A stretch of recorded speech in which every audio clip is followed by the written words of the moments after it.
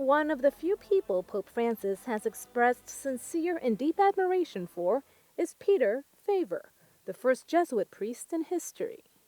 In an interview with Civiltà Cattolica, the Pope said he looked up to him because of his careful interior discernment, the fact that he was a man capable of great and strong decisions, but also capable of being so gentle and loving. Father Mark is a Jesuit priest who deals with the canonization process of Jesuits.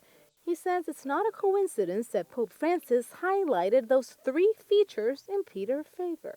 I think when the Pope uses these words to characterize Peter Faber, we can see what he is doing himself.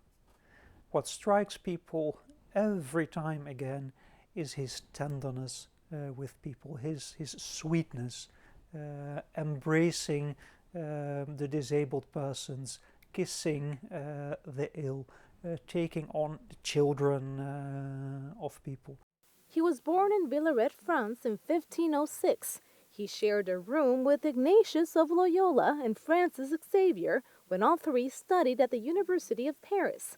Along with them, he is recognized as one of the founders of the Jesuit order and also as the first Jesuit priest in history.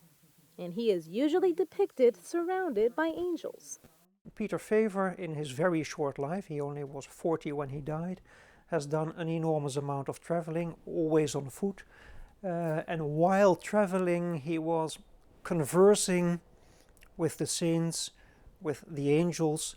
And every time he passed a town, he would pray for that town, invoking the guardian angel of the patron saint of that particular town. And nobody knows exactly where his remains are. He was buried in the Church of Jesuit in Rome. But when the new church was built, his body was lost. The documents for his canonization disappeared after the suppression of the Jesuits back in 1773. They were found 50 years after the order was reestablished. And now he's been canonized by Pope Francis with a so-called equivalent canonization, as is usually done with blesseds who lived many centuries ago and already have a devout following.